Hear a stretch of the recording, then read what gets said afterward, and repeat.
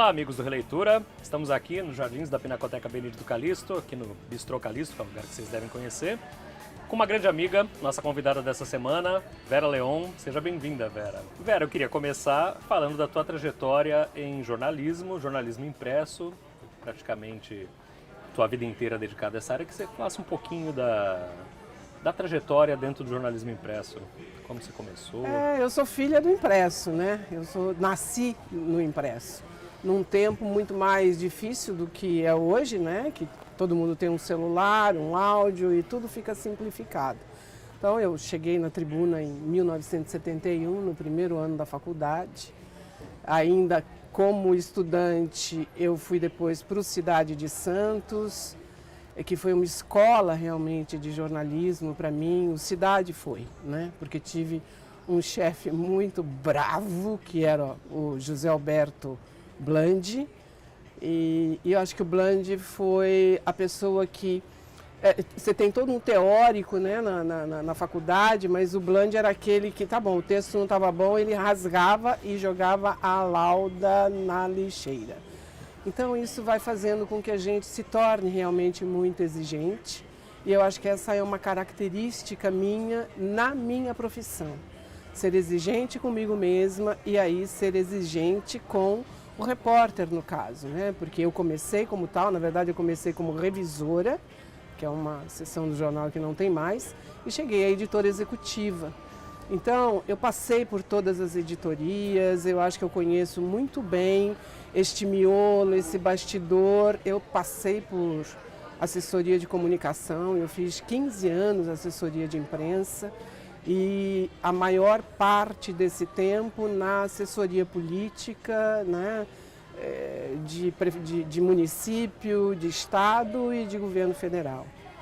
Você volta para Santos e para o jornalismo impresso em 2009, né? 2010 eu voltei, que era uma coisa assim que realmente não estava nos meus planos, não estava. Voltar para o impresso, até porque o impresso, para mim, sempre significou o jornal diário, e o jornal diário é uma loucura, todo mundo sabe disso, né? Mas o jornalista Carlos Conde, que nós dois conhecemos e admiramos, conhecia meu trabalho, mesmo não me conhecendo pessoalmente, e quando ele assumiu como editor-chefe, ele quis me trazer, né, de volta para o berço, que era a Tribuna. Então aquela acabou sendo, acabou sendo a minha quarta volta para a Tribuna, a minha quarta passagem pela Tribuna, onde então eu fiquei como editora de cultura, editora executiva e depois acumulando com a coluna social. E você recentemente deixou a Tribuna e passou a se dedicar ao teu site, veraleon.com.br. Explicasse um pouco dessa transição É uma transição, Gustavo, que a gente percebe, principalmente para quem vive jornalismo como a gente vive, ou a escrita, ou enfim, essa curiosidade, né, pelo mundo em volta. O que a gente percebe? Que tem uma mudança muito grande no jornalismo impresso. O impresso está passando por um momento de redefinição, qual vai ser o rumo dele daqui para frente. E, por outro lado, há hoje uma necessidade de a gente falar para um público muito maior, né? E o blog, os sites, os vídeos são hoje essa ferramenta para chegar mais longe, levar a sua mensagem para públicos, né, mais diferenciados e mais distantes, né, em todos os sentidos. E aí a ideia de fazer o blog, de fazer uma coisa realmente mais autoral, no sentido de escrever segundo o meu pensamento, meu sentimento, por aí. E como é que tem sido o retorno dos leitores? Olha, tem sido muito bom, é curioso isso, porque para mim é um meio novo, né? Não tenho familiaridade. Mas o retorno dentro do blog, as pessoas que comentam, as pessoas que também comentam fora do blog, nas redes sociais, ou onde eu encontro na rua, e isso para mim é surpreendente. Mas, por outro lado, eu imagino que eu dou para o leitor, ou para o internauta, vamos chamar assim, um conteúdo que ele também sente falta, sabe? Esse conteúdo talvez mais coloquial, mais transparente e mais autoral, como eu digo. Sou eu ali escrevendo, né? Não tenho uma marca, não tenho que obedecer a essa ou aquela cartilha. Sou eu, né? Reflexo da tua coluna mesmo, tua coluna social, que foi uma coluna que quebrou paradigmas, era uma coluna diferenciada, né? Diferente do formato tradicional de coluna social, né? Quebrou Induzia reflexão. Foi, porque foi algo intuitivo e muito repentino, né, pelas circunstâncias, como tudo aconteceu. Mas o que eu entendo é que nós mudamos, o mundo mudou. Não cabe mais aquele colunismo social de falar de festa, ou de quem está viajando, ou de quem voltou. Não é isso. O mundo pede um olhar mais atento, mais humanizado, pede que tenhamos não uma resposta ou uma opinião sobre tudo, mas pede que tenhamos uma posição diante de determinadas situações e circunstâncias. E o mundo mudou num sentido de que as fronteiras caíram, né? Não só num sentido figurado, mas caíram mesmo. Estão aí, né, os refugiados para lá e para cá. E está aí a possibilidade que a gente tem hoje de ir para o fim do mundo, se quiser ir, porque tem passagem em 12 vezes no cartão. Então, o mundo se ampliou. E quem tem sensibilidade acaba tendo também um olhar para este mundo, né? Eu talvez tenha sempre admirado, talvez não, eu acho que sempre admirei a coluna social, como fazia o César Job no Estadão, lá pela década de 80, se não me engano. E ele sabia combinar o social, digamos assim, num sentido mais tradicional do termo, com esse social que tem a ver com o humano. Ele sabia fazer isso, e isso sempre me encantou. Eu jovenzinha, lendo coluna do Estadão, e ele talvez tenha sido essa inspiração. E depois, eu acho que o meu interesse também pelo comportamental, e ainda dentro desse sentido humano, me levou a assumir mesmo, dar a cara para bater em algumas opiniões, em algumas reflexões que eu fazia questão de assinar, né? E eu penso que é isso, a gente tem que assumir aquilo que acredita, aquilo que defende, né? Não pode ser discurso. Em algum momento da tua trajetória também surgiu aí uma linha paralela de trabalho, foi a de analista.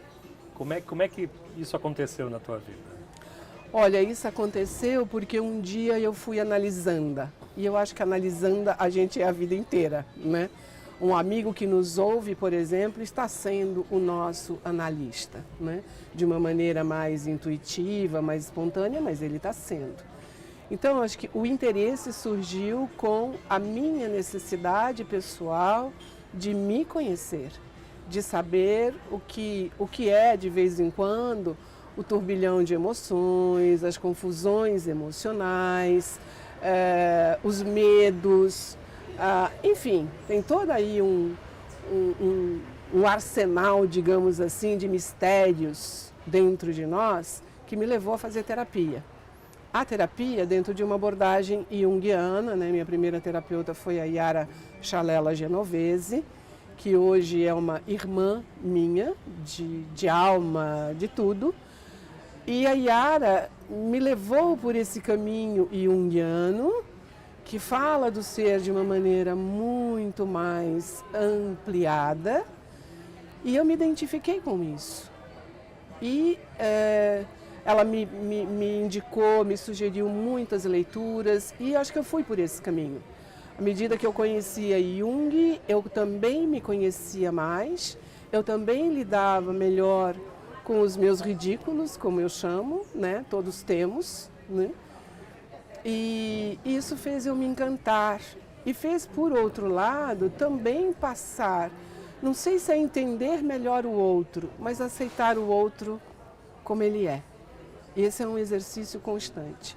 Então, eu fui por esse caminho e sempre desenvolvendo, me interessando, pesquisando, até que em 2002, quando eu estava morando em Brasília, eu fui então tornar isso mais formal. Eu fiz então a especialização em psicologia analítica junguiana, fui muito bem sucedida naqueles 2 anos de trabalho com a equipe da Faculdade de Ciências da Saúde de São Paulo.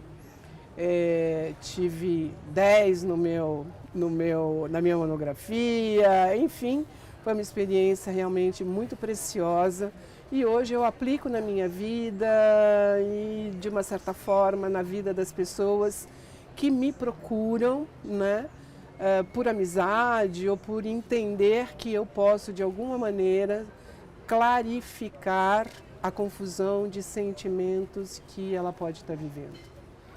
Você, além da análise individual, você tem grupos agora de discussão, né, de desenvolvimento humano, inclusive aqui na Pinacoteca. Queria que você falasse um pouco rapidamente sobre a experiência desses grupos. Olha, tem sido uma experiência gratificante, é uma palavra que não traduz tudo, porque foi algo também inesperado, como muita coisa é na minha vida, mas que eu aceitei, que eu fui assim, vamos ver o que eu posso fazer e se eu dou conta, né, dessa expectativa. Eu sei que é muita gente querer atender a expectativa do outro. Então, eu fui com aquilo que eu imaginei que eu podia fazer, dar, trocar. Então, eu tenho levado temas de autoconhecimento mesmo, falar de velhice, falar da morte, falar de filho, falar dos nossos medos, falar também de todas as possibilidades que nós temos. Não importa se tenhamos 50 anos de idade ou 85, como eu tenho meninas, né? Elas dizem que elas são minhas alunas. Eu não estou aqui para ensinar nada, na verdade, né? É uma troca muito saudável. Então, o que eu percebo é que elas também se descobrem nesse processo, nesse debate. É uma oportunidade para falar, para se colocar, porque como eu digo aqui nos nossos grupos, nesse espaço que eu amo tanto, que é a Pinacoteca, o nosso tempo de conversa e o tempo de conversa da velha mesa de jantar acabou. A gente não tem mais. Nós vivemos uma solidão profunda, com uma televisão em cada quarto, com um computador às vezes em cada quarto, os horários completamente diferentes e esse encontro onde eu posso falar de mim, onde eu posso ouvir o outro, isso está muito solto e às vezes totalmente ausente da vida, da realidade, do cotidiano das pessoas.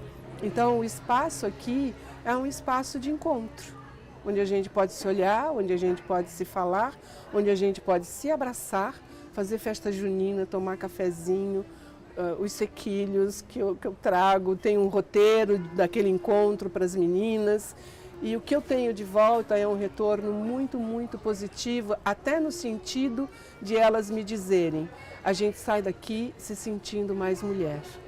Isso para mim não tem preço. Esse grupo é aberto? Como é que as pessoas que estão vendo a gente, se estiverem interessadas em É aberto, participar? eu sempre digo, venham, né, às segundas e terças, das 17 às 19 horas. Quem está interessada, eu sempre digo, vem um dia, senta, ouve, participa, sente. E se achar bom, aí se inscreve e volta na semana seguinte. Isso aí. O papo de hoje está sendo com Vera Leon. A gente volta depois do intervalo.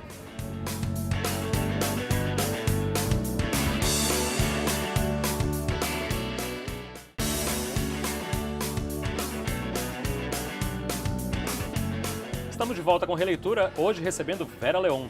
Vera, você estava falando no primeiro bloco da tua ligação com a internet, que é uma coisa mais recente, e que começou com um canal no YouTube. O Que Sonho é Esse? Quantos anos já? Olha, o Que Sonho é Esse começou, acho que em novembro de 2016, né? Bem recente, né? Bem recente. por uma iniciativa minha, ou iniciativa ou talvez necessidade minha, entendeu? Porque como os sonhos têm um papel muito importante na minha vida, eles foram uma ferramenta, assim, eu posso até dizer, de sobrevivência emocional num determinado tempo da minha vida. Então, assim como eu acredito nos sonhos como uma ferramenta de cura, né? Eu imagino que essa mensagem possa também ajudar as pessoas se elas entenderem minimamente, porque não é fácil você ampliar um sonho, entender o conteúdo, nem posso dizer que eu entendo, mas eu acho que quando a gente olha um sonho com interesse e com respeito, trazendo o sonho para o momento que se está vivendo, eu penso que é possível a gente extrair alguma pista para o conflito que se está vivendo naquele momento. E o canal deu super certo, né? Já tem vídeos ali que eu estava vendo hoje com quase 500 mil visualizações. Explodiu, né, Vera? Explodiu mesmo, porque alguns temas são muito inquietantes. Então, sonhar com a morte, sonhar com o dente que caiu, tudo isso gera muita inquietação. E eu sei que hoje acho que está chegando aí perto de 900 mil visualizações, o canal está caminhando para 10 mil inscritos, o que, para ser uma coisa orgânica como eu acho que é muito bom, não sei, eu não tenho muito essa linguagem, né, do YouTube. O conteúdo e a linguagem são muito bons, né? E veja, não é um conteúdo de fácil assimilação ou entendimento, mas é um conteúdo de busca constante do ser humano, né? O sonho encanta e fascina e é mistério desde, sei lá, os tempos bíblicos, né? Tem toda uma mística envolvendo interpretação de sonhos, por um lado, e toda uma simplificação exagerada de outro, né? Como é que você se encaixa no meio dessas duas... Tem uma mística, tem ciência também, né? Porque é ciência, e eu acho que tem aí, assim, é uma combinação de vieses, né, vamos chamar assim. Você tem a ciência, você tem a coisa da religião, você tem da psicologia e você tem do próprio indivíduo com a sua história de vida. Então, o que se faz na hora que um sonho inquieta tanto alguém?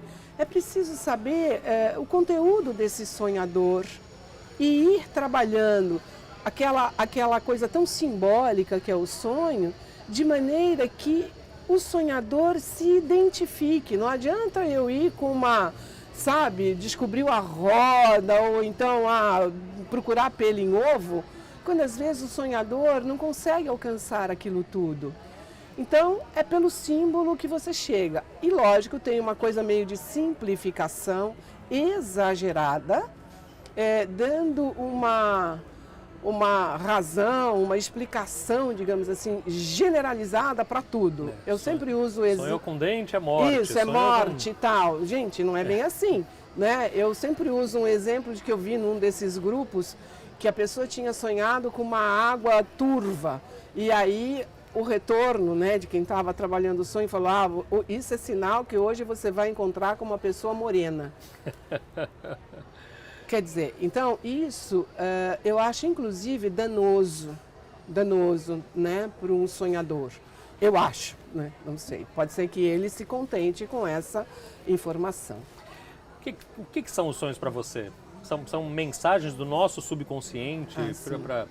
E de que forma que eles podem ajudar no nosso desenvolvimento? Eles são uma mensagem, Gustavo, porque o que a gente vive aqui é muito limitado. Eu acho que nós não somos este aqui e agora somente. Para a consciência, é evidente que o que funciona, o que atua, é isso aqui e agora. Mas nós somos muito mais do que isso. Por que será que de repente você está vendo um filme e aí vem ou uma emoção intensa ou uma lembrança que você de repente acessa, não sabe nem de onde, né? Ou por que um sonho traz em você tanta inquietação quando você acorda? É quase como se aquilo fosse vivo, e é vivo numa realidade inconsciente. Então, quando a gente olha para esse conteúdo e pergunta, né, como eu digo assim, conversa com o sonho, o que é que ele está querendo dizer, eu acho que de uma certa forma você atenua, você alivia essa tensão que o sonho traz. Ou ao contrário, às vezes você está tão baixo astral e como o sonho tem uma função compensatória, e aí você tem um sonho maravilhoso que você, sei lá, estava tomando café aqui na Pinacoteca com o Brad Pitt, ou com a Xuxa, ou sei lá com quem. E aí você acorda e se diz, nossa, tomando café com o Brad Pitt. Aquilo tem um poder, sim, de levantar o seu humor, a sua moral, a sua mais-valia, que talvez naquele instante é tudo que você está precisando para dar um próximo passo, para sair da cama, para levar o seu dia. Você falou de filmes e a minha próxima pergunta era justamente sobre isso, né? Você escreveu também durante bastante tempo comentários de filmes. A gente, inclusive, fez algumas coisas juntas nessa área. Foi, muito interessantes, muito boas. Pelo teu olhar, inclusive, do cinema, eu acho que o cinema também é uma excelente fonte de reflexão para a própria vida, né? É muito, muito, muito, muito. Para mim, assim, o cinema é uma ferramenta de reflexão, de autoconhecimento. Olha, um dos nossos últimos encontros aqui na Pinacoteca, e nós tínhamos falado de doença e de morte, né? Veja, temas muito difíceis. E que para olhar objetivamente pode ser muito difícil para qualquer pessoa. E aí eu trouxe então o filme Terra das Sombras, Shadowland, com Anthony Hopkins. E aí olhar esta realidade projetada é mais fácil. Quando você vê alguém que adoece no filme, uma mulher jovem como é a Debra Winger no filme, a Joy, que caminha para uma doença terminal, ela está com câncer. É mais confortável emocionalmente olhar aquela realidade projetada numa tela e trabalhar aquilo com você no sentido, puxa, e se fosse comigo? E se for com a minha mãe? E se for com o meu filho? É mais fácil emocionalmente trabalhar isso olhando na tela do que às vezes sentar e se isso acontecer com você? Aí não dá. Então o cinema é uma ferramenta para mim estupenda. Eu não troco por nada. Os textos sobre cinema vão continuar no site, né? Vão, porque o filme para mim é uma necessidade vital, fora de brincadeira. Eu posso ver 2, 3 filmes de uma vez e não preciso almoçar, eu não preciso dormir. É uma coisa embriagadora. Eu queria terminar essa entrevista do mesmo jeito que eu termino todas aqui no programa, perguntando teu filme preferido e o porquê. Nossa, um só. Olha, A Liberdade Azul é um filme para mim marcante, eternamente. A Trilogia das Cores, do Kieslowski. E A Liberdade Azul, primeiro porque é com a minha musa, Juliette Binoche, mas também porque fala de morte e renascimento. Né? É um processo de morte que ela vive em todos os sentidos, quando ela perde o marido e a filha num acidente de carro, mas quando ela morre também quando ela descobre a personalidade do marido, mas é também o renascimento como pessoa, como ser criativo. Este filme é emocionante. Vale a pena assistir. Um sonho realizado e um sonho que você ainda pretende realizar? Olha, um sonho realizado, eu acho que o canal do YouTube é isso. E um sonho, não sei se eu posso dizer que é realizado, mas ter um neto é um sonho que às vezes a gente não confessa, porque depende do filho ou da filha. Mas está aí, e isso é maravilhoso, isso é uma bênção. Seu Sacha, o recado está dado. Vem mais um. Mais um? Mais Vem um? Mais um. E queria que a Vera Leon definisse a Vera Leon. Eu sou uma buscadora. Aos 67 anos de idade, eu sou uma buscadora, Gustavo. Eu sou uma curiosa. Então, isso me faz viva. Perfeito. A gente teve o prazer e a honra de receber nessa edição de releitura. Vera Leon. Vera, muito obrigado. Obrigada eu, muito feliz por esse encontro. Uma honra. A gente volta na próxima semana. Até lá.